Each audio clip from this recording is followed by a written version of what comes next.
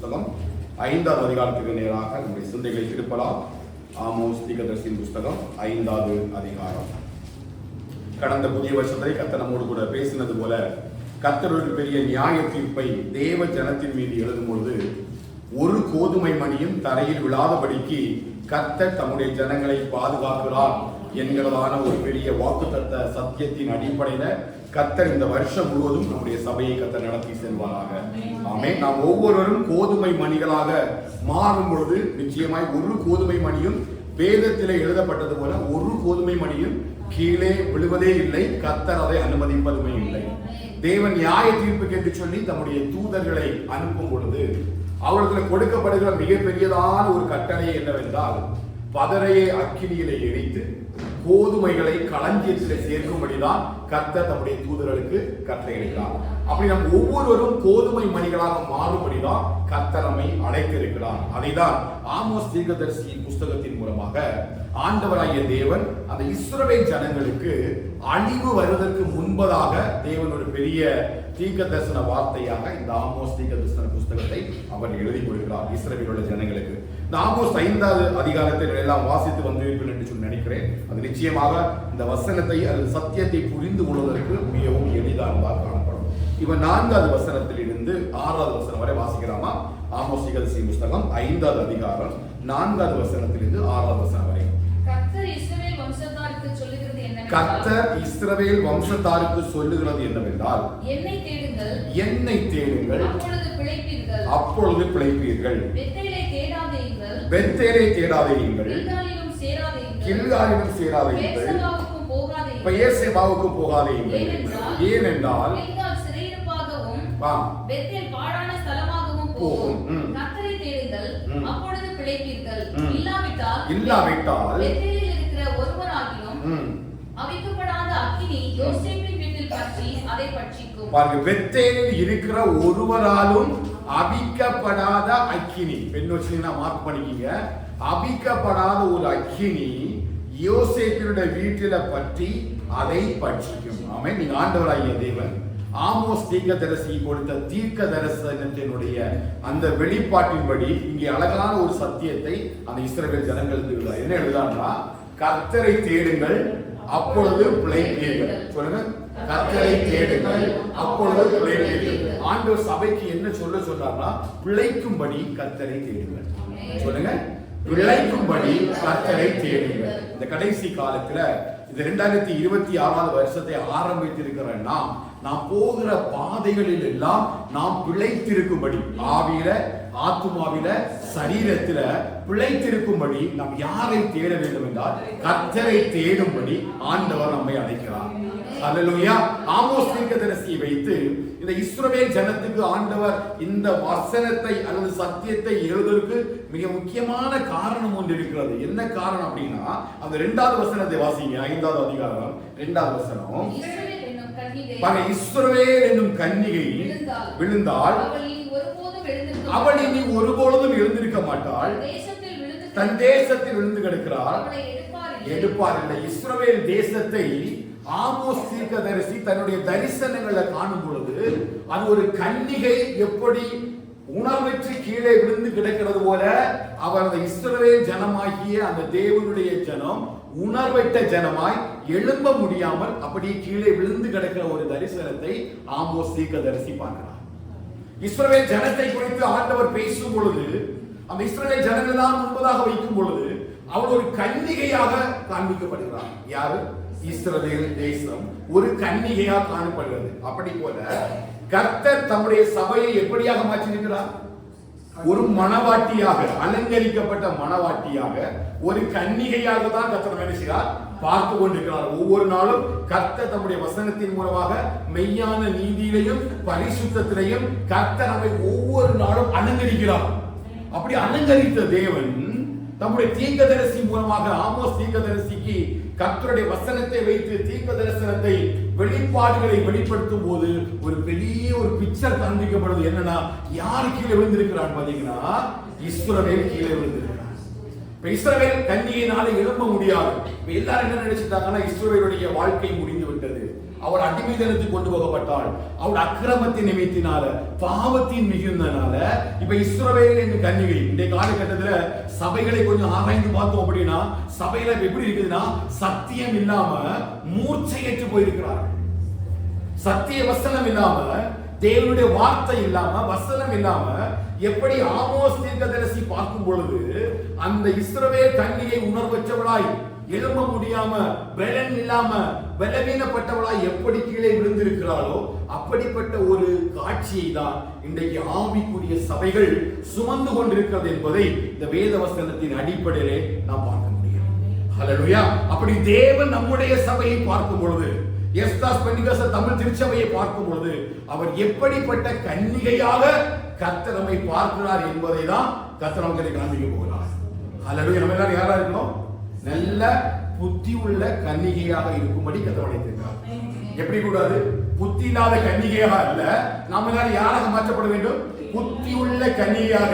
பவுல் சொன்னார், உங்களை கற்புள்ள கன்னிகையாக கிறிஸ்து என்கிற ஒரே புருஷனுக்கு நியமித்திருக்கிறேன். அப்ப நம்ம எல்லாரையும் கர்த்தர் எப்படி வச்சிருக்காரு? நல்ல கற்புள்ள கன்னிகையா வைத்திருக்கார். அப்படி கர்த்தர் நம்ம சபையை பார்க்கும் பொழுது, அல்லது என் தனிப்பட்ட ஜீவிதத்தை பார்க்கும் பொழுது, என் தனிப்பட்ட வாழ்க்கையை பார்க்கும் பொழுது, இந்த இஸ்ரவேல் கன்னிகை எப்பொழுது எப்படி சத்தியம் இல்லாமல் பாவத்தில் அக்கிரமத்தில் விழுந்திருக்கிறாளோ அப்படி நாமும் விழுந்திருக்கிறோமா என்பதை தான் கர்த்தர் இந்த நாட்களில வசனத்தை கொண்டு நம்மோடு கூட பேசுவாராக. இப்படிப்பட்ட சூழ்நிலையில தான் ஆண்டவர் ஆமோஸ் தீர்க்கதரிசி வைத்து 4வது வசனத்தில் சொன்னாரு, என்னை தேடுங்கள் அப்பொழுது பிழைப்பீர்கள். இஸ்ரவேல் கன்னிகை எங்க இருக்கிறார்?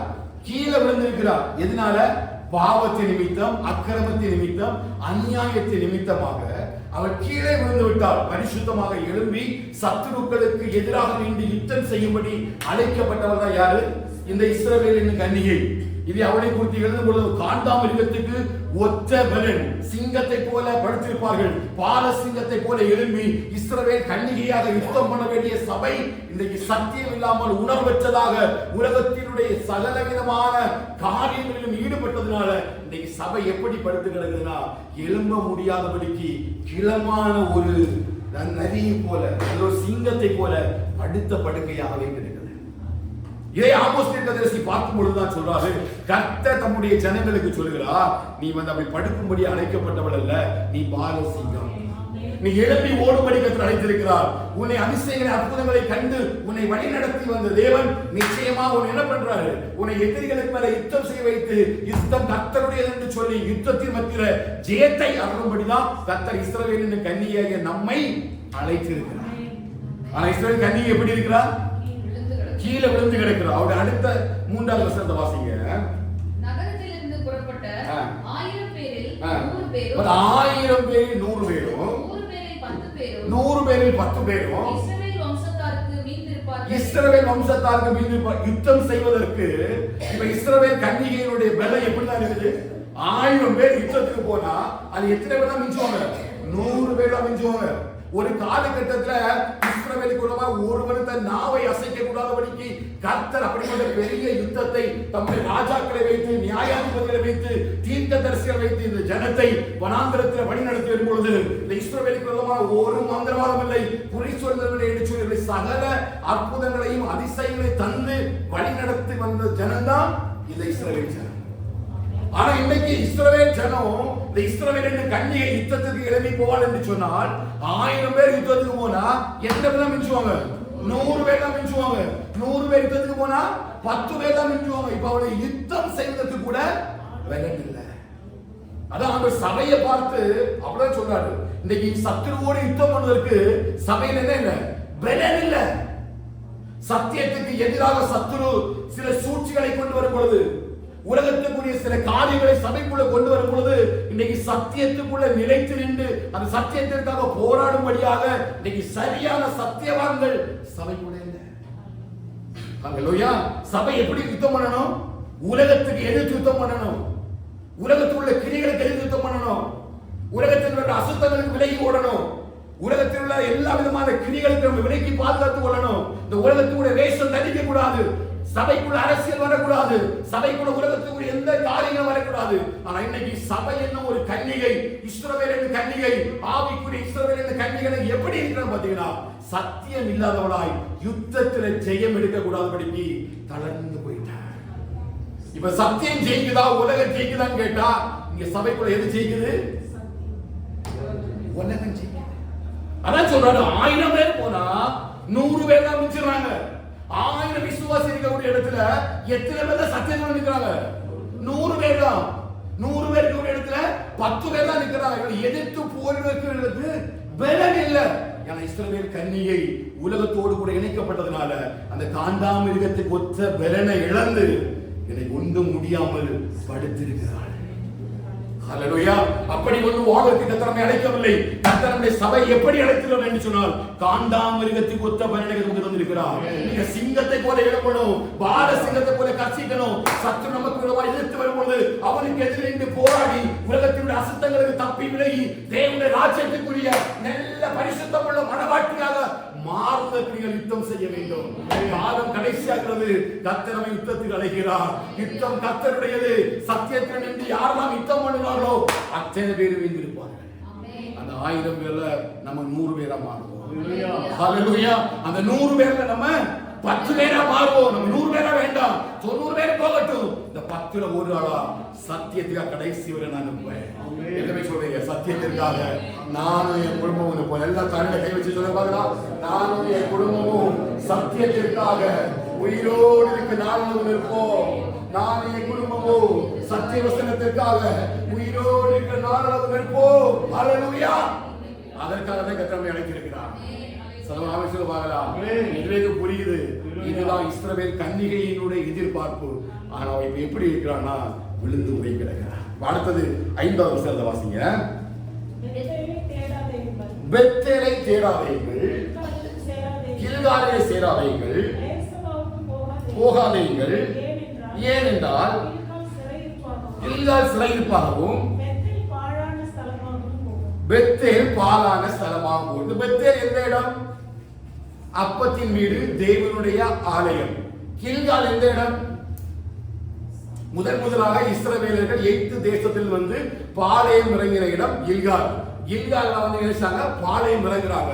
இந்த கில்கால்ல தான் சவுல் என்ன பண்றான் அப்படின்னா சாமுவேல் வர்றதுக்கு முன்பதாக பலி செலுத்திடுறான். நீ வேதத்துடைய சரித்திரத்தை பார்க்கும்போது இந்த கில்காலுக்கு 2 விதமான அடையாளங்கள் கொடுக்கப்பட்டது. ஒன்று, விடுதலையாகி முதலாக அவர் வந்து தங்கின இடம் எங்கன்னு கேட்டீங்கன்னா கில்கால் தங்குறாங்க. 2வது, ஆண்டவர் சாமுவேலை ராஜாவாக அபிஷேகம் பண்ணி வைத்து எல்லாரும் வருவதற்கு முன்பதாக எகிப்தியர்கள் மறுபடியும் வந்து பெலிஸ்தியர்கள் மறுபடியும் வந்து தன்னை கொண்டு விடுவார்கள் என்று சொல்லி சாமுவேல் தீர்க்கதரிசி வந்து செலுத்த வேண்டிய பலியை இவன் சவுல் பலி செலுத்தினான் என்று சொல்லி வேதத்துல வாசிக்கிறோம். இவன் கில்கால் பலி செலுத்த வேண்டிய இடம், பெத்தேலும் பலி செலுத்த வேண்டிய இடம், பெயர் சேவாவும் அப்படிப்பட்ட இடம் தான். ஆனா ஆண்டவர் சொல்றாரு, நீங்க என்னை தேடும்படி நீங்க பெத்தேலுக்கு போக வேண்டாம், நீங்க கில்காலுக்கு போக வேண்டாம், பெயர் சேவாவுக்கு போக வேண்டாம். நான் எல்லாவற்றையும் உடைத்தறிய போகிறேன், நீங்க என்னை மட்டும் தேடுங்கள். ஹல்லேலூயா. அப்ப நிச்சயமா நமக்கு ஒரு கேள்வி வரணும். எதற்காக ஆண்டவர் இந்த சபைக்கு வர வேண்டாம் அவர் சொல்றாரு? எதற்காக இந்த ஆலயத்துக்குள்ள வேண்டாம் சொல்றாரு? ஏன் பெத்தேலை கர்த்தர் வெறுக்கிறார்? ஏன் கில்காலை கர்த்தர் வெறுக்கிறார்? ஏன் பேர்சேபாவை கர்த்தர் வெறுக்கிறார் என்று சொன்னால் அந்த 4வது அதிகாரத்துடைய 4-5வது வசனத்தை வாசிக்க பார்க்கலாம். பெத்தேலுக்கு போய் துரோகம் பண்ணுங்கள், கில்காலுக்கு போய் துரோகத்தை பெருக பண்ணி காலைதோறும் உங்கள் பலிகளையும் 3ஆம் வருஷத்திலே உங்கள் தசமபாகங்களையும் செலுத்தி புளித்த மாவுல ஸ்தோத்திர பலியோட தூபம் காட்டி உற்சாக பலிகளை கூறி தெரியப்படுத்துங்கள். இஸ்ரவேல் புத்திரரே இப்படி செய்வதே உங்களுக்கு பிரியம் என்று கர்த்தராகிய ஆண்டவர் சொல்கிறார். இஸ்ரவேல் புத்திரரே, நீங்க பெத்தேலுக்கு போய் கில்காலுக்கு போய் நீங்க என்ன பண்றீங்கன்னா துரோகம் பண்றீங்க. நீங்க ஆலயத்துக்கு வரீங்க, நீங்க ஆராதிக்கிறீங்க, நீங்க பலி செலுத்துறீங்க. எப்படிப்பட்ட பலி செலுத்துறீங்க? புளிப்புள்ள அப்பமா, புளிப்பில்லாத அப்பமா? புளிப்புள்ள அப்பத்தை செலுத்துறாங்க. சில பலிக்கு புளிப்புள்ள அப்பம் என்ன செய்யக்கூடாது? செலுத்தப்படக்கூடாது. நம்ம லேவியராம் புத்தகத்துல வாசிக்கும் பொழுது ஒவ்வொரு பலிக்கும் ஒவ்வொரு மாவை மேம்படுத்த கர்த்தர் சொல்கிறார். ஆனா கில்காலுக்கும் பெத்தேலுக்கும் பெயர் சேபாவுக்கும் நீங்க இந்த 3ஐயுமே தேவனுடைய சபைன்னு வச்சிருங்க. இந்த தேவனுடைய சபைக்கு வரக்கூடியவர்கள் இவர்கள் எதற்கு வந்தாங்கன்னா இவர்கள் பிரியப்படுத்தும்படி ஆராதிக்க வந்தாங்க. இவங்க வந்து செய்யக்கூடிய ஆராதனை யாருக்கு பிரியமா இருக்குதான்னு விரும்புற? தேவனுக்கு பிரியமா இருக்குதையா இல்லையா என்பதை ஒரு பொழுது இவங்க என்ன செய்ய முடியாது? சோதித்து பார்க்கிறதே கிடையாது. இவர்கள் ஆலயத்துக்கு வரும்பொழுது தாங்கள் விரும்பினவர்களை, தனக்கு விரும்பினவர்களை, தங்களுடைய மனசுக்கு பிடித்தவர்களை, தங்களுக்கு எப்படியெல்லாம் ஆராதனை செய்ய முடியுமோ அப்படியெல்லாம் வந்து சபையில் என்ன செய்றாங்க? ஆராதனை செய்யறாங்க. ஆண்டவர் சொல்றாரு, அப்படிப்பட்ட ஆராதனை எனக்கு தேவையில்லை. உங்களுக்கு விருப்பமான ஆராதனை செய்யும்படி இங்க கில்காலுக்கு வராதுங்க. கர்த்தருக்கு பிரியமான ஆராதனை செய்யும்படி கில்காலுக்கு வாங்க. சத்தமா ஆமென் சொல்லுவாங்க. அவ ஆலயத்துக்கு வரும்போது எதுக்கு வரணும்? ஏன் ஆண்டவர் ஆலயத்துக்கு வருகிறாரு? எதற்கு ஆண்டவர் ஆலயத்தை வந்து இடித்து போடுவேன்னு சொல்றாரு? எதுக்கு ஆலயத்தில் செலுத்துற பலிகளையும் பண்டிகளையும் விரும்பவில்லை என்று சொல்றாரு? இன்றைக்கு ஆலயத்தில் செலுத்தப்படுகிற பலிகள் யாருக்கு பிரியமா இருப்பதில்லை? தேவனுக்கு பிரியமா இருப்பதில்லை. அதை பற்றி யாருக்கும் கவலையே இல்லை. அவன் நல்ல லைட் கட்டணும், நல்ல டான்ஸ் ஆடணும், ஜனங்க நல்லா என்ஜாய் பண்றாங்களா, வாலிபர் நல்லா டான்ஸ் ஆடுறாங்களா, நல்ல இன்ட்ரெஸ்டிங்கா இருந்ததா, ஸ்பீக்கர் நல்லா இருந்துச்சா, லைட் நல்லா இருந்துச்சா, நல்ல மீட்டிங் நல்ல ஆள் நிறைய வந்துச்சா என்று சொல்லி தங்களை தாங்களே மேன்மைப்படுத்தி பெருக்கிக் கொள்கிறார்களே தவிர ஒருவனாவது கர்த்தர் இந்த ஆராதனையில் பிரியப்படுகிறாரா என்பதை சோதித்து பார்க்க ஒருவனும் இல்லை. கர்த்தர் சொல்லுகிறார், அப்படிப்பட்ட ஆராதனை நிமித்தமாக இஸ்ரவேல் என்னும் கன்னிகை மூச்சிட்டு கிடக்கிறார். அப்ப இஸ்ரவேல் கன்னிகைக்கு பெத்தேல் நல்லா இருக்குது, கில்கால் நல்லா இருக்குது, பேசவா நல்லா இருக்குது. ஆனா அங்க இருக்கக்கூடிய ஆண்டவர் மாத்திரம் பிரியமா இல்லை. ஆராதனைக்கு வரும்பொழுது, ஆலயத்துக்கு வரும்பொழுது யாருக்கு பிரியமா ஆராதனை செய்ய வரணும்? சதமா சொல்லி கவனிக்கிறீங்களா? அப்ப இந்த இஸ்ரவேல் கன்னிகையுடைய மிகப்பெரிய குற்றச்சாட்டு என்ன அப்படின்னா, இவருடைய இருதயம் சுத்தமாக இல்லை. ஆண்டவர் சொன்னார் இல்லையா, இவர்கள் வாயினால் அறிக்கை செய்கிறார்கள், இவருடைய இருதயமோ தூரமா இருக்கு. சபைக்குள்ள வரும்பொழுது நீ முதல்ல பலியாக மாறணும். உன் சரீரத்தை பரிசுத்தமும் தேவனுக்கு பிரியமான ஜீவ பலியாக மாற்றணும். உன் இருதயம் மாறாம நீ என்னதான் பலி செலுத்தினாலும் கர்த்தர் ஏற்றுக்கொள்ள மாட்டான். சொல்ல முடியுதா? என் இருதயத்துல ஃபுல்லா அசுத்தத்தை வச்சுட்டு, என் இருதயத்துல ஃபுல்லா உலகத்துக்குரிய ஆசைகளை வச்சுட்டு, என் இருதயம் ஃபுல்லா சண்டை சச்சரவு பொறாமையினால, போட்டினால, இன்னொருத்தர் மேல கசப்புனால, இன்னொருத்தர் மேல பொறாமையினால, இன்னொருத்தர் மேல கோபத்தை எல்லாம் நான் வச்சுட்டு நான் தேவ சமூகத்துல வந்து ஆராதிக்கும் பொழுது நிச்சயமாக இந்த ஆராதனை கர்த்தருக்கு பிரியமா இருக்கவே இருக்காது. அதான் ஆண்டவர் சொன்னாரு, உன் சகோதரன் மேல உனக்கு மனஸ்தாபம் இருந்தா முதல்ல நீ போய் என்ன செலுத்து? காணிக்கை வச்சுட்டு அவங்கள ஒப்புரவாக்கிட்டு நீ செலுத்தலாம். இன்னைக்கு அநேக பேருடைய ஆராதனை எப்படி இருக்குதுன்னா, அவங்களுக்கு பிடிச்ச மாதிரி ஆராதனை செய்யணும்னு விரும்புறாங்க. அந்த ஆராதனை செய்யற இடத்துல அந்த ஆராதனை அவங்க சாட்டிஸ்ஃபை ஆகிறாங்களே தவிர கர்த்தர் இந்த ஆராதனையில செயல்படுகிறாரா, கர்த்தருக்கு இது பிரியமா என்பதை யாரும் சோதித்து பார்ப்பதே இல்லை. இதான் ஆண்டவருக்கு குற்றச்சாட்டு. 5ஆம் அதிகாரம் 22வது வசனத்தை வாசிங்க. உங்கள் தகன பலிகளையும் போஜன பலிகளையும் எனக்கு படைத்தாலும் நான் அங்கீகரிக்க மாட்டேன்.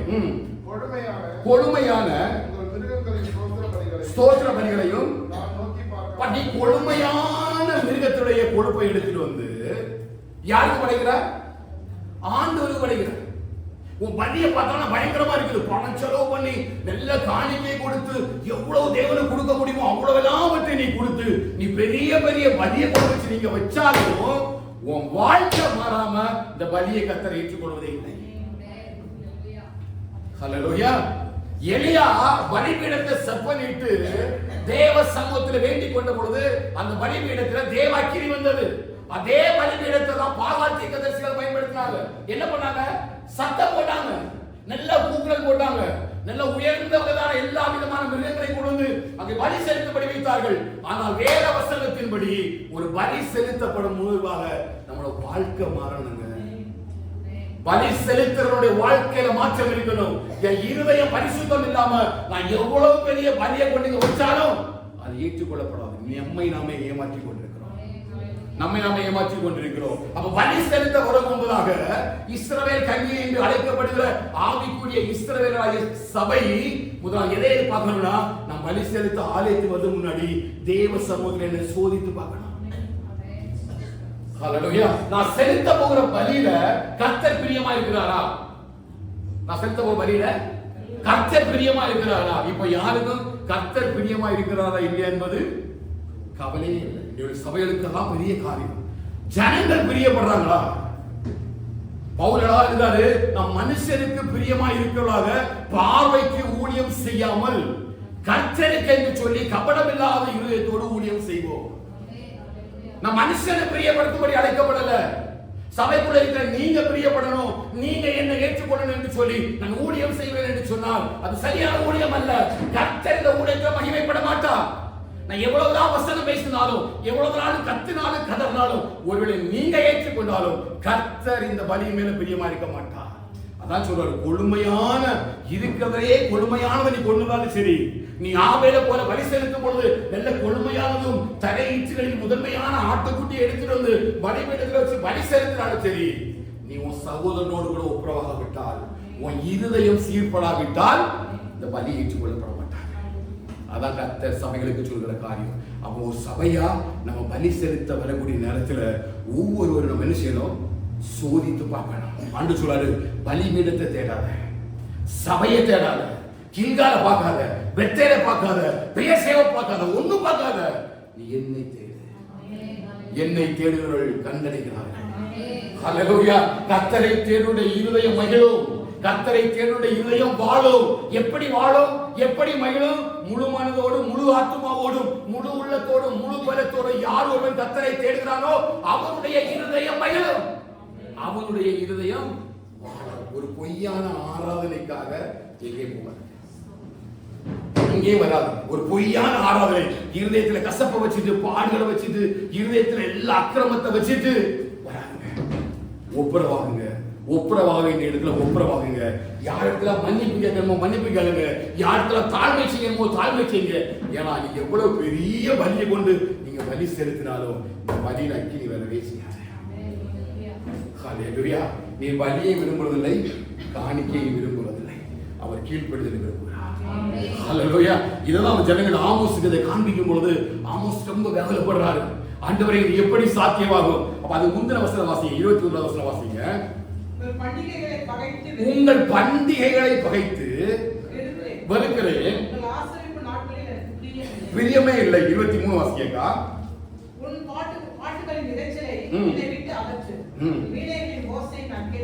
பாட்டுகளின் இறைச்சல் வேண்டாம். இவன் பாட்டு எப்படி இருக்குது, இறைச்சலா இருக்குது. உன் பண்டிகை நாட்கள் எனக்கு தேவையில்லை. நீ ஆலயத்துல வந்து ரொம்ப ஆர்ப்பரிப்பா நல்ல சத்தம் போடுறதுனாலயோ, நீ நிறைய மியூசிக் போடுறதுனாலயோ, நிறைய ஸ்பீக்கர் வச்சு பாடி ஆடி துதிக்கிறதுனால ஒண்ணு நான் நினைச்ச மாட்டேன், ஏமாந்து போக மாட்டேன். I hate this.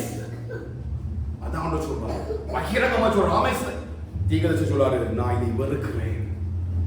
ஹல்லேலூயா. ஒரு நாள் வரப்போகுது, மறுபடியும் கர்த்தர் சபையை கூட்ட போறாரு. நீங்க நம்பினாலும் நம்பாவிட்டாலும் சரி, மறுபடியும் ஒரு கொள்ளையினுடைய ஆயத்தம் தேசத்துல நடக்கும். மறுபடியும் கர்த்தர் செய்வார். பண்டிகை நாட்கள் என்ன பண்ணாங்க அப்படின்னா, தேவனுடைய ஆலயத்துல ஆரவாரம் பண்றாங்க. என்ன சொல்றாரு, உங்க பண்டிகையை பகைத்து வருகிறேன், உங்கள் ஆசரிப்பு நாட்களில் எனக்கு பிரியமில்லை, உங்க பாட்டுகளின் இறைச்சலை என்னை விட்டு அகற்று, உன் வீணைகளின் ஓசையை நான் கேட்க மாட்டேன். எல்லாம் பாடி ஆடி நல்ல மியூசிக் போட்டு ஆடி பாடி ஆராதிக்கிற நிறைய கன்சர்ட் நம்ம பார்க்கிறோம். வேதவசனம் வைக்கப்படுதா? அங்க தேவன் பிரியப்படுறாரா? தேவனும் கூட சேர்ந்து ஆடுறாங்களா? தேவனுடைய பிரசனம் இறங்குறதா? பலி செலுத்தப்படுறாங்க? இல்ல. அவரை தொழுது கொள்கிறவர்கள் ஆவியோடும் உண்மையோடு தொழுது கொள்ள கடவர்கள். அப்ப நீ பெத்தேலுக்கு வரும்பொழுது, நீ கில்காலுக்கு வரும்பொழுது, நீ பெயர் சேவாக்கு வரும்பொழுது நீ எப்படி வரணும்னா கர்த்தரை தேடும்படி வா. யாரை தேடும்படி வா? கர்த்தரை தேடும்படி வா. அப்படி வரலனா கர்த்தர் நிச்சயமா இந்த பண்டிகை நாட்கள் என்ன பண்ண மாட்டாரு, இருக்க மாட்டாரு. இப்ப புலம்பல் புஸ்தகத்துக்கு வந்தீங்கன்னா, புலம்பல் 2வது அதிகாரம் அதனுடைய 6, 7, 8 வசனத்தை வாசிங்க. புலம்பல் 2வது அதிகாரம் அதனுடைய 6, 7, 8 வசனங்களை வாசிங்க. தோட்டத்தின் வேலியை போல இருந்த தம்முடைய வேலியை பலவந்தமாய் பிடுங்கி போட்டார். சபை கூடுகிற தம்முடைய ஸ்தலங்களை அழித்தார். எந்த இடம்? பெத்தேலையும் கில்காலையும் பெயர் சேவாவையும். பெயர் சேவாவிலிருந்து கர்த்தருடைய பெட்டி இருந்தது. இந்த 3 இடத்தையும் கர்த்தருக்கு பலி செலுத்துற இடத்துல அவர் எப்படி வச்சிருக்கிறாரு? தேவனுடைய வீட்டை சுற்றிலும் வேலி எடுத்து வைத்திருக்கிறார். அப்படி வேலி எடுத்து வைத்திருக்கிற இந்த இடத்தை கர்த்தர் என்ன செய்கிறாராம்? அழித்து உடைத்து போடுகிறாராம். அடுத்த வாசிங்கக்கா. கர்த்தர் சீயோனிலே பண்டிகையும் ஓய்வு நாளையும் மறக்க பண்ணி தமது உக்கிரமான கோபத்தில் ராஜாவையும் ஆசாரியனையும் புறக்கணித்து விட்டார். அடுத்த வசனம். ஆண்டவர் தமது பலிபீடத்தை ஒழித்து விட்டார், வெறுத்து விட்டார். அரண்மனைகளின் மதில்களை சத்துருவின் கையில் ஒப்பு கொடுத்தார். பண்டிகை நாட்களில் சதமா சொல்லுங்க, பண்டிகை நாட்கள்ல ஆரவாரம் பண்ணுகிறது போல எங்க ஆரவாரம் பண்றாங்க? ஆரவாரம் பண்ணலாமா? தேவனுடைய சமூகத்தில் ஆரவாரம் பண்ணலாமா? தேவனுடைய சமூகம் பரிசுத்தமானது. அவருடைய சமூகத்துல வல்லமையும் கனமும் துதியும் மகிமையும் இருக்குது. அப்போ அவரை தொழுது கொள்கிறவர்கள் அவருடைய ஆலயத்துல எப்படி தொழுது கொள்ளணும்? பரிசுத்த அலங்காரத்துடனே தொழுது கொள்ளணும். இதை யாருக்கு ஆண்டவர் காட்டுறாருன்னா, இந்த இஸ்ரவேல் கன்னிகையை குறித்து ஆமோஸ் தீர்க்கதரிசி காட்டுறாரு. இந்த அழிவு வந்துதான் கேட்டீங்கன்னா, இந்த அழிவு எல்லாமே பெத்தேலுக்கு நடந்தது, கில்காலுக்கு நடந்தது, பெயர்சபையில நடந்தது. 1 நாளாகம் 2 நாளாகம் சரித்திர புஸ்தகங்களை வாசிக்கும் பொழுது நிறைவேறினது. அதை போல மறுபடியும் இஸ்ரவேல் என்னும் கன்னிகையாகிய நம்மை கர்த்தர் தெரிந்தெடுத்து நம்மை பரிசுத்த ஆலயத்துக்குள்ள வைத்து கர்த்தர் நம்மை ஆராதிக்கும்படி அழைத்திருக்கிறார். ஒருவேளை நாமும் இந்த ஜனங்களை போல கர்த்தருடைய சமூகத்தில் பரிசுத்தம் இல்லாத காரியங்களை கிரியைகளை செய்யும் பொழுது நிச்சயமாக மறுபடியும் கர்த்தர் சபையை அழிப்பார். ஹல்லேலூயா. சபை யாருடையது? belongs to Jesus. அப்போஸ்தலர் சொல்லப்பட்ட தன்னுடைய சுய இரத்தத்தினாலே சம்பாதித்துக் கொண்ட தேவனுடைய சபை. அவர் சபையை சுற்றிலும் வேலி எடுத்து வைத்திருக்கிறார். அப்ப வேலி எடுத்து வச்சிருக்கிறார்னா இங்கே நடக்கிற ஒவ்வொரு காரியங்களையும் கர்த்தர் பார்க்கிறார். எங்க நடக்கிற காரியங்களை? தேவனுடைய சபையில நடக்கிறத பார்க்கிறாரு. கில்கால பார்க்கிறாரு, பெத்தேல பார்க்கிறாரு, பேசேபா பார்க்கிறாரு. இப்ப என்ன பண்றாங்க? துரோகம் பண்றாங்க. அவர் துரோகம் பண்ணுகிற சபைகளெல்லாம் கர்த்தர் என்ன செய்வார்? அழித்து போடுவார். துரோகம் பண்ணுகிற சபைகளெல்லாம் கர்த்தர் உடைய பண்ணுவார். அப்படி உடைய பண்ணும் பொழுது நீ நொந்து போயிடக்கூடாது. ஐயோ சபை போச்சேன்னு நினைச்சிட கூடாது. கில்கால் போச்சே, பெத்தேல் முடிஞ்சிருச்சே, பேசேபா போச்சேன்னு பயப்படக்கூடாது. நீ என்ன பண்ணணும்னா நீ கர்த்தரை தேடு. புரியுதா? யாரை தேடணும்? கர்த்தரை தேடணும். சபையை தேடி ஒரு இடமும் போக கூடாது. சபை உங்களுக்கு கூட வராது. போதவங்க கூட வர மாட்டாங்க. கூட இருக்கிற சக விசுவாசிகள் கூட வர மாட்டாங்க.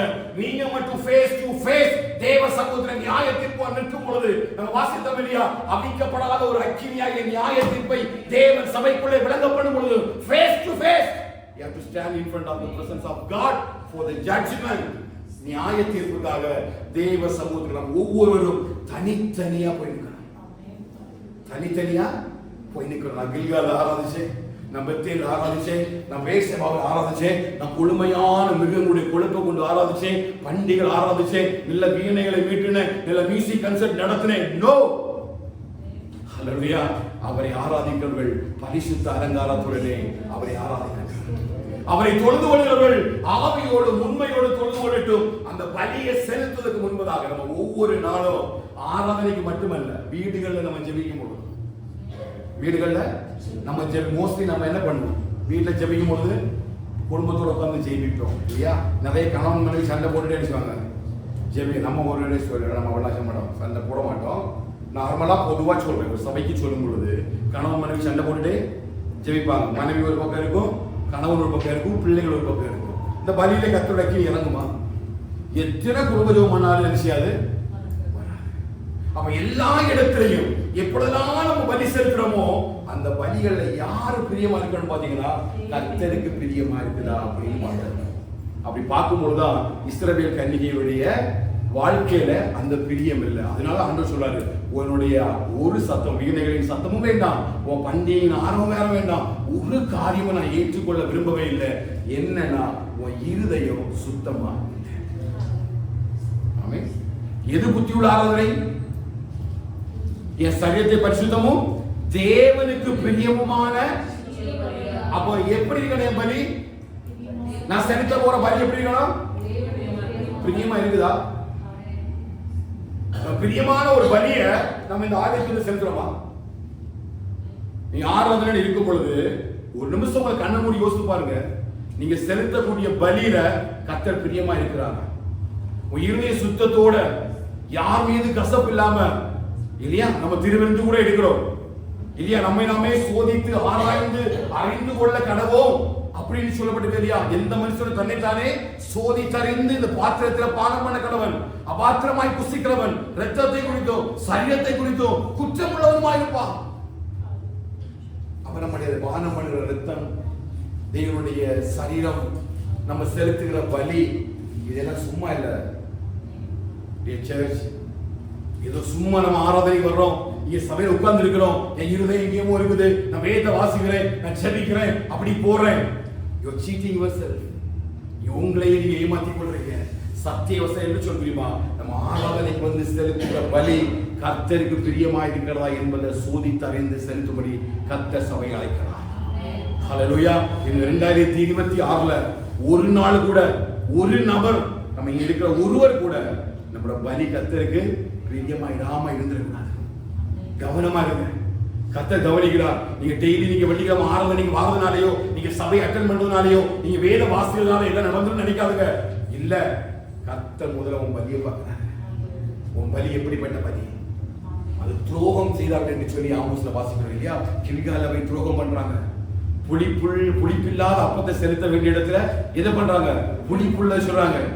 அதேதான் கொரிந்தியருக்கு அப்போஸ்தலன் பவுல் 5 வசனத்துல துப்புரவென்னும் புளிப்பில்லாத அப்பத்தை வச்சிருக்க. ஆமென். அந்த துப்புரவு வேணும், நமக்கு பரிசுத்தம் நமக்கு வேணும். அந்த பரிசுத்தத்தில் வாழும் பொழுதுதான் கர்த்தர் அந்த பலியை அங்கீகரிக்கிறார். ஹல்லேலூயா. அதனால பழைய ஏற்பாட்டு காலத்துல ஒரு பலி செலுத்தப்படுவதற்கு ஆசாரியனுக்கு சில காரியங்களை கற்றுக் கொடுத்தார், சில அளவுகோலை கற்றுக் கொடுத்தார்.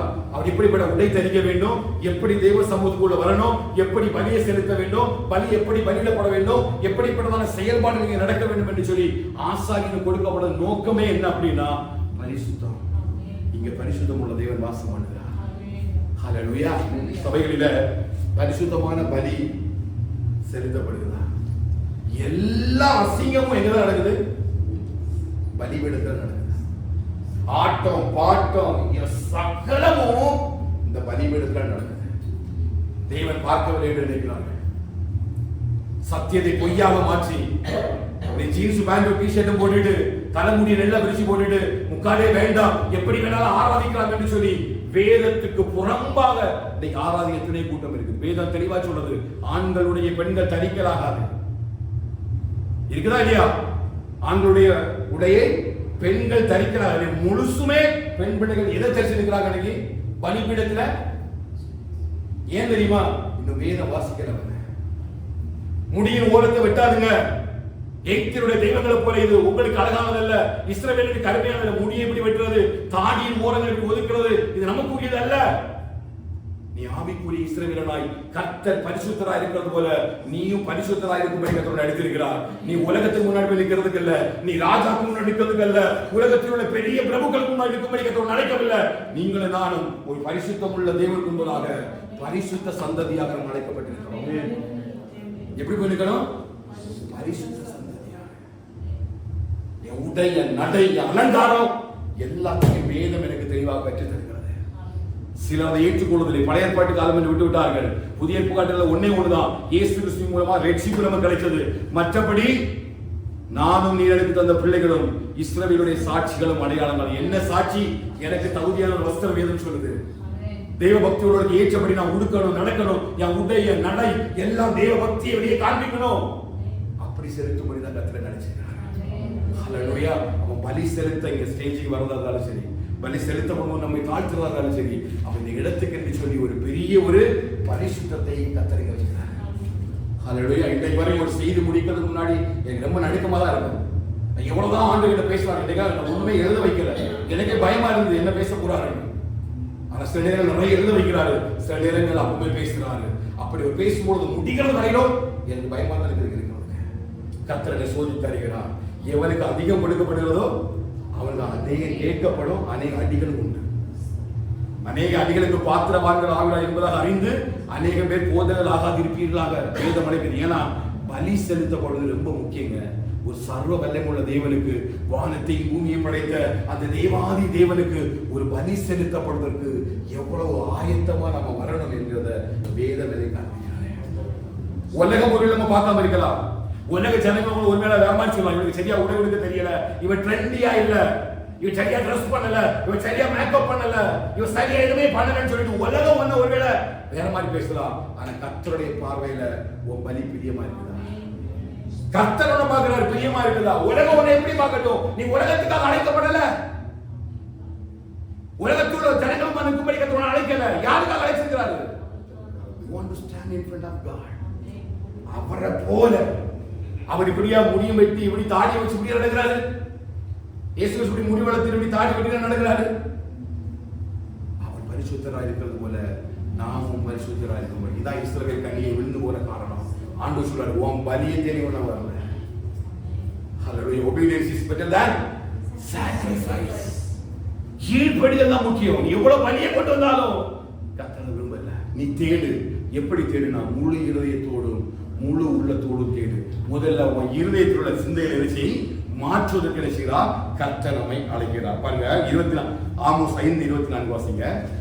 நியாயம் தண்ணீரை போலவும் நீதி வற்றாத நதியை போலவும் புரண்டு வரக்கடவது. பாருங்க, நியாயம் தண்ணீரை போலவும் நீதி வற்றாத நதியை போலவும். ஏன்னா இந்த இஸ்ரவேல் கன்னிகை என்கிற அந்த ராஜ்யத்துக்குள்ள இப்ப என்ன இல்லைன்னு கேட்டீங்கன்னா நீதியும் இல்ல, நியாயமும் இல்லை. இங்க ஒரு காரியத்தையும் தேவன் இவர்களுக்கு கொடுத்த கட்டளையின்படி நியாயமா செய்வதே கிடையாது. வேதம் இவர்களுக்கு காண்பித்த எந்த காரியத்துக்கும் இவங்க கீழ்ப்படுகிறதே கிடையாது. வேதத்துக்கு புறம்பா நடக்கிறாங்க. எப்படி நடக்கிறாங்க? வேதத்துக்கு புறம்பா நடக்கிறாங்க. அதான் கடந்த வாரம் வாசித்த 2வது அதிகாரத்துல வேத வசனத்தை அசட்டை பண்ணினார்கள் இல்லையா? வேத வசனத்தை அசட்டை பண்ணி கவனிக்கிறீங்களா? இங்க இஸ்ரவேல் கன்னிகையான இடத்துல என்ன இல்ல? நியாயமும் இல்ல, நீதியும் இல்ல. சபைக்குள்ள என்ன இல்ல? நியாயமும் கிடையாது, நீதியும் கிடையாது. அப்படின்னா கர்த்தருக்கு பிரியமான ஒரு காரியம் எங்க இல்ல? சபைக்குள்ள இல்ல. கர்த்தர் விரும்பாத அசுத்தங்கள் எல்லாமே எங்க இருக்குது? சபைக்குள்ள இருக்குது. இருக்குதா இல்லையா? சபைக்குள்ள இருக்குதா இல்லையா? இன்னைக்கு பாருங்க, ஆவிக்குரிய சபைகளாகட்டும் உலகத்துக்குரிய சபைகளாகட்டும் இன்றைக்கு ஆலயத்துக்குள்ள கர்த்தர் விரும்புகிற நீதியும் நியாயமும் இருக்குதான் போய் பாருங்க. கண்டிப்பா வாய்ப்பே இல்லை. ஏன்னா அவங்க ஒரு பொழுதும் இவங்க ஆண்டவரை பிரியப்படுத்தும்படி யாருமே விரும்புறது இல்லை. இவர்களே பிரியப்படுத்திக்கிறாங்க.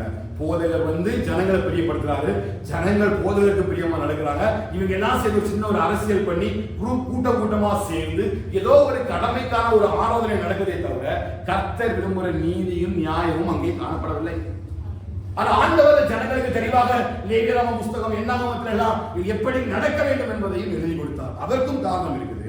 5வது அதிகாரம் 7வது வசனம் வாசி. ஏன் நியாயமும் நீதியும் இல்லை பாத்தீங்கன்னா, நியாயத்தை எட்டியாக மாற்றி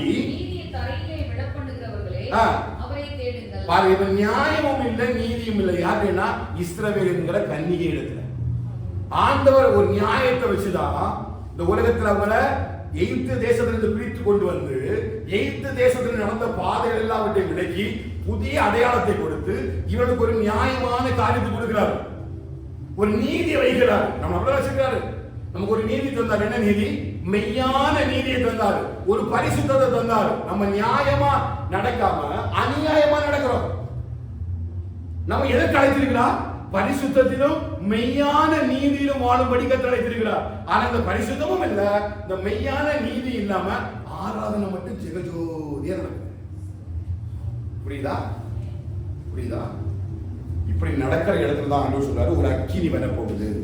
அந்த அக்கினி பெத்தேல் ஆனாலும் சரி, கில்கால் ஆனாலும் சரி, பெயர்சேபாவில் ஆனாலும் கூட ஒருவராலும் அணைக்க முடியாத ஒரு அக்கினி. புரியுதா? ஒரு அக்கினி வரும். ஒரு அக்கினினா என்னது? நியாய தீர்ப்பு. சபைக்கு ஒரு நியாய தீர்ப்பு ஆண்டவர் கொண்டு வர போறாரு. அதற்கு முன்பதாக இங்க ஆமோஸ் தீர்க்கதரிசி வச்சு ஜனங்களுக்கு ஒரு எச்சரிக்கை கொடுக்கிறாரு. ஒரு நாள் வரப்போகிறது, ஒரு அக்கினி வரப்போகிறது, ஒரு நியாய தீர்ப்பு வரப்போகிறது. அந்த நியாய தீர்ப்பின் நாளில யாக்கோபினுடைய சந்ததி கூட தப்பாது. அத போன வாரம் பார்த்தேன் இல்லையா?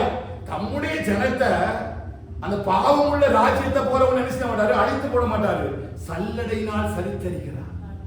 எதுக்கு அப்படின்னா 1000 பேர்ல ஒரு 100 பேராவது மிஞ்சுவாங்க, 100 பேர்ல ஒரு 10ஆவது மிஞ்சு என்பதற்காக தம்முடைய ஜனத்தை அவர் முழுவதுமாக செக் பண்ணி பார்க்கிறார்.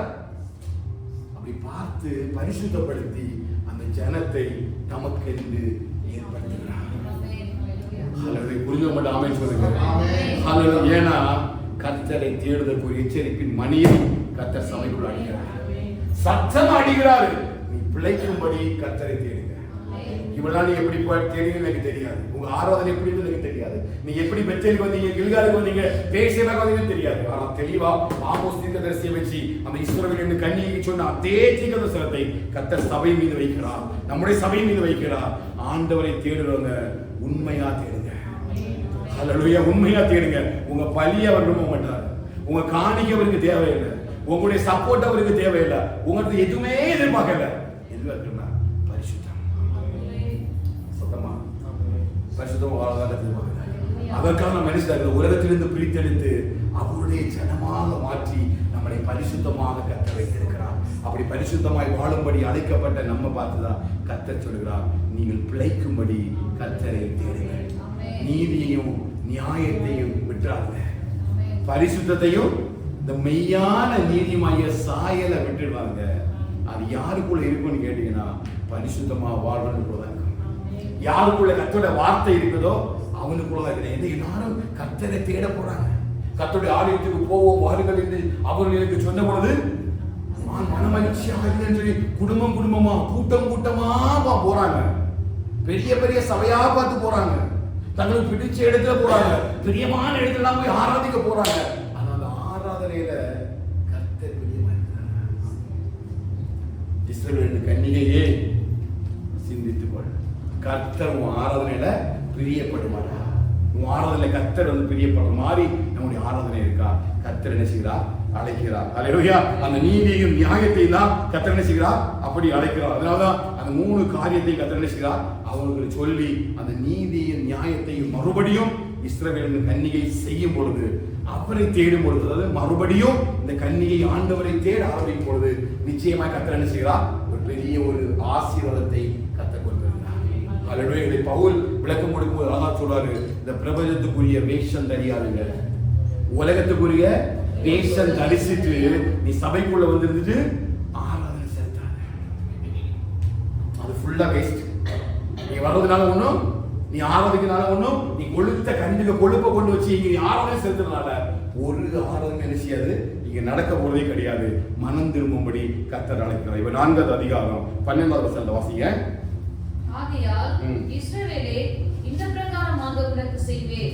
இஸ்ரவேலே நான் இப்படி உனக்கு செய்ய போகிறபடியால் உன் தேவனை சந்திக்கும்படி ஆயத்தப்படு. நீ உன் தேவனை சந்திக்கும்படி ஆயத்தப்படு. எந்த தேவனை? உன்னை அழைத்து கொண்டு போக ஒரு தேவன் வருகிறார். உன்னை கன்னிகையாக ஒரு தேவன் மாற்றி இருக்கிறார் இல்லையா? அந்த தேவன் மறுபடியும் வரப்போகிறார், நம்ம தேடி வரப்போகிறார். அந்த தேவனை சந்திக்கிற ஆயுதமா இருக்கிறோமா? ஹல்லேலூயா. இவ தேவனை சந்திக்கும் பொழுது நீ எத்தனை நாள் ஆராதிச்சன்னு கேட்க மாட்டாரு, நீ எவ்வளவு காணிக்கை கொடுத்தா கேட்க மாட்டாரு, உனக்கு எவ்வளவு வீடு இருக்குது, எவ்வளவு கிராண்ட் பேரண்ட்ஸ் இருக்கு, எவ்வளவு கார் இருக்குன்னு கேட்க மாட்டாரு. நீ பரிசுத்தமாய் எவ்வளவு வாழ்ந்திருக்க. ஹல்லேலூயா. கர்த்தர் சொல்றார், அநியாயம் செய்கிறவன், அசுத்தமா இருக்கிறவன், பரிசுத்தம் உள்ளவன் இதோ அவன் அவனுடைய கிரியைகளுக்கு தக்கதாக மரணை கொண்டு அவரை சந்திக்க ஆயத்தமா, அவரை சந்திக்க ஆயத்தமா. நீ பிழைச்சிருக்கும்படி கர்த்தரை தேடுங்க, குடும்பமா தேடுங்க, குடும்பமா தேடுங்க. எதெல்லாம் கர்த்தருக்கு பிரியமில்லாத ஆராதனையா இருக்குதோ அதெல்லாம் விட்டுருங்க. குடும்பமா நீ எப்படி தேடுங்க? பிரியமுள்ள ஆராதனையா தேடுங்க. உங்க இருதயம் கர்த்தருக்குள்ள இருக்கட்டும். தூய்மையான இருதயத்தோடு கூட இந்த உலகத்துக்குரிய வேஷத்தை தரிக்காம பக்தியினுடைய வேஷத்தை தரிக்க. பக்தியினுடைய வேஷம்னா பக்தியா இருக்கிறது போல ஆக்ட் பண்ணுதுங்க. ஒரு என்ன இருக்குதோ அதை வச்சு ஆண்டவர் ஆராதி, கர்த்தரும் ஆராதனை பிரியப்படுவார். ஹல்லேலூயா. அப்படி நீங்க கர்த்தரை தேடும் பொழுதுதான் கர்த்தர் நம்மிடம் மகிமைப்படுகிறார். அதான் சங்கீதக்காரன் தாவீது சொல்கிறான், அவரை தேவனுடைய இருதயம் வாழும். உங்க இருதயம் நல்லா வாழும். நல்லா தேடினீங்கன்னா உங்க இருதயம் வாழும். ஒரு நாள் உங்க இருதயம் அடைக்கவே செய்யாது. 100 வருஷம் உங்க இருதயம் எல்லாம் வாழும். உங்க இருதயம் மகிழும். அந்த பேர் வசனம் இருக்குது, கர்த்தரை தேவனுடைய இருதயம் மகிழும், கர்த்தரை தேவனுடைய இருதயம் வாழும். ரெண்டும் உங்க வாழ்க்கையில் கர்த்தர் நிச்சயமா செய்வார். கர்த்தரை நல்லா தேடுங்க, ஆண்டவர் உண்மையா தேடுங்க, உத்தமமா தேடுங்க. இந்த ஜனத்துக்கு சொல்லப்பட்ட அந்த வார்த்தையை கர்த்தரோட சபை மீது வைக்கும் பொழுது ஒரு இஸ்ரவேல் கன்னிகையாக நம்ம சத்தியத்தை விட்டு விலகி படுத்து விடாம சத்தியத்தில் எழும்பி நம்ம யுத்தம் செய்வோம். கர்த்தர் யுத்தத்துக்கு கர்த்தர் அழைத்திருக்கிறார். நமக்கு ஒரு பெரிய ஒரு போராட்டம் நடந்திருக்குது. ஆவிக்குரிய யுத்தம் செய்கிறோம். பிரபஞ்சத்திற்கு அதிபதியோடும் இந்த வானமண்டலத்தை பொல்லாத ஆவிகளோட அனுதினமும் நமக்கு யுத்தம் உண்டு. அந்த யுத்தத்தை எதிர்த்து நிற்க வல்லுநர் ஆகும்படி சர்வாயுத வர்க்கமாகிய சத்திய வசனமாகிய இந்த பட்டயத்தை தரித்துக் கொள்ளுங்க. எல்லாம் யுத்தம் பண்ணுங்க. நிச்சயமாய் கர்த்தர் நம்மை ஆசீர்வதித்து இந்த வருஷத்துல இன்னும் நம்மை கோதுமை மணிகளாய் மாறும்படியான கிருபையை கர்த்தர் நமக்கு தருவார். ஹல்லேலூயா. எத்தனை சொல்லுங்க, நாம் முழு இதயத்தோடு கூட கர்த்தரை எல்லாருடைய தலையில கை வைக்க பார்க்கலாம். ஸ்தோத்திரம். எல்லாருக்கும் நானே குடும்பமும் ஆண்டவரே, நானே குடும்பமும் முழு மனதோடும் முழு ஆத்மாவோடும் முழு பலத்தோடும் நாங்கள் கர்த்தரை தேடுவோம். கர்த்தரை தேடுவோம் ஆண்டவரே, கர்த்தரை தேடுவோம். ஹல்லேலூயா. அப்படி எல்லாம் இருதயத்துக்குள்ள ஒரு நிமிஷம் சோதித்து பார்க்கலாமா? நம்முடைய ஆராதனையில கர்த்தர் பிரியமா இருக்கிறார். என்ன அப்படியே தலையில கை வச்சுருக்கேன். கர்த்தர் மேல ஆசீர்வாதத்தை வர பண்ணட்டும். தலை மேல உங்க கை வைக்கட்டும். நீங்க பிளஸ் பண்ணுங்க. கர்த்தர் உங்களையும் உங்க குடும்பத்தை கர்த்தர் ஆசீர்வதிக்கட்டும். நீங்க சொல்லுங்க, ஆண்டவரே நீ ஆராதனை நீங்க பிரியப்படுறீங்களாப்பா? ஒவ்வொரு நாள் செலுத்த ஆராதனை பிரியப்படுறீங்களா? என் இருதயம் சுத்தமா இருக்கு. என் இருதயம் சுத்தமா இருக்கு. ஒரு நாள் செலுத்துகிற பலியில கர்த்தர் பிரியமா இருக்கிறார். ஒருவேளை ஆண்டவரே ஏதாவது அசுத்தமான நமக்கு பிரியமில்லாத ஏதாவது ஒரு பலி நாம் குடும்பமா செலுத்தியிருந்தோம் அப்படின்னா அன்பரை முழுசா எங்களை ஒப்பு கொடுக்கிற மாட்டேன்.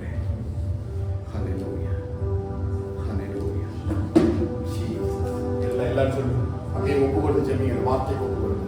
ஆமோஸ் தீர்க்கதரிசி சொன்னது போல ஆண்டவரே நாங்கள் உங்களுடைய முகத்தை முழுமையா ஒப்பு கொடுக்கிறோம்.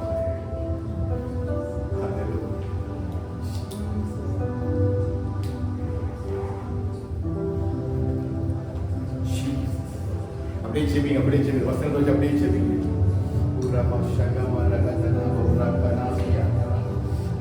ஒரு நல்ல ஒரு புத்தியோட ஆராதனை வைக்கிறார்.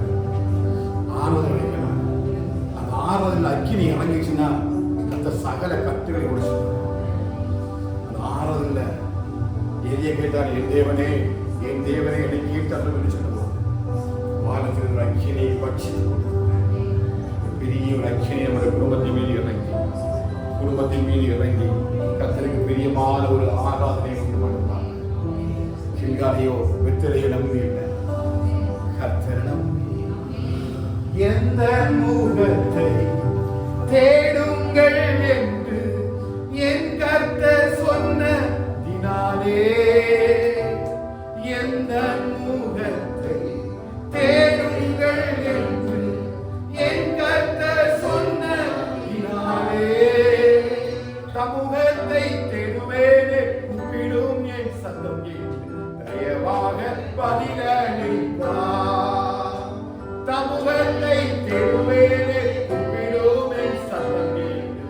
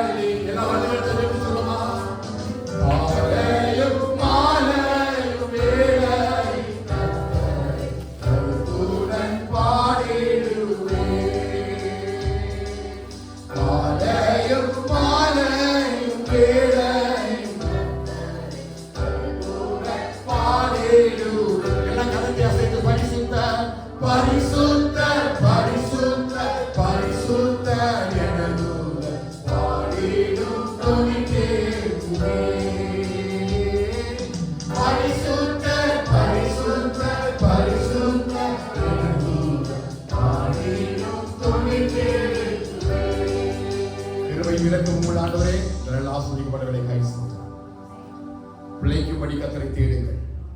ஆண்டவரே, ஆமோஸ் தீர்க்கதரிசி வைத்து இஸ்ரவேலின் கன்னிகைக்கு சொன்னது போல கர்த்தர் சபைக்கு சொன்ன வார்த்தையை ஆண்டவரே சபைக்கு முன்பாக வைத்திருக்கிறோம்.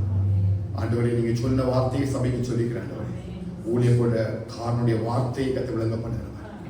ஆண்டவரே, இந்த வார்த்தையை நம்முடைய பிள்ளைகள் மீது வைக்கிற ஆண்டவரே, நம்முடைய முகத்தை நாங்கள் உண்மை முத்தமுமாய் சபையாய் தேட, முழு மனதோடு முழு ஆத்மாவோடு முழு பலத்தோடும் தேட எங்களுக்கு கிருபை தாங்கப்பா. ஒரு நாள் நம்மளை விட்டு விலகிவிடாதபடி ஆண்டவரே, சபையாய் குடும்பமாய் உங்களை தேடத்தக்கதாக ஆண்டவரே, இஸ்ரவேல் ஜனங்களை போல ஆண்டவரை துரோகம் பண்ணிவிடாதபடிக்கு, ஏதோ கடமைக்காக ஆராதித்து கடமைக்காக துதித்து கடமைக்காக ஒரு வாழ்க்கையை வாழாதபடிக்கு ஒவ்வொரு நாளும் கோதுமை மணிகளாக மாற கர்த்தருக்கு விடுதலையாக செபிக்கிறோம். ஆண்டவரே, எல்லா காரியங்களும் கர்த்தருடைய கரங்கள் கொடுக்க எடுத்துபடியாக செபிக்கிறோம். ஆண்டு வார நடக்கிற எல்லா ஊழியர்களையும் கர்த்தர் ஆசீர்வதிங்க. போக்கில் வரத்தில் கூட நடக்கிற எல்லா காரியம் பிள்ளைகள் வேலைக்கு போகும்போது வரும்பொழுதும் அது எல்லாவற்றும் கர்த்தரோட மகிமையும் பிரசனம் பிள்ளைகளோடு கூட இருந்து பிள்ளைகளை வழிநடத்த கர்த்தர் கிருபை செய்து விட வேண்டும் என்று சொல்லி செபிக்கிறேன். தாம் இரத்த கூடிய மூலமாய் மறைத்துக் கொள்ளுங்க, ஆசீர்வதிங்க, பாதுகாத்துக் கொள்ளுங்க. துதிக்க நம்ம மேலான நமக்கு செலுத்துவோம். இயேசுவின் நாமத்தில் ஜெபிக்கிறோம் எங்கள் சொல்லுள்ள பிதாவே. ஆமென், ஆமென், ஆமென். ஹல்லேலூயா, ஹல்லேலூயா, ஹல்லேலூயா. கர்த்தரை ஆசீர்வதிப்பாராக.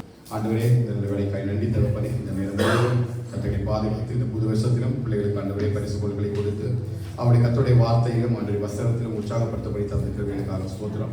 ஒவ்வொரு பிள்ளைகளையும் விடைக்காக ஒவ்வொரு கத்தாவே ஜெனிக்காக, ஸ்டீவுக்காக, அந்த ஹன்னாவுக்காக, சிபாவுக்காக, பிரேசனுக்காக, பிரனுக்காக, ஷானுக்காக, ஜோரோக்காக, அர்ஷியாவுக்காக கூட ஸ்தோத்திரம் சென்றோம். அந்த பிள்ளைகளை சிறு வயது கொண்டு கத்தது நல்ல ஞானத்துக்காக புத்திக்காக ஸ்தோத்திரம் ஆஸ்வதிங்க.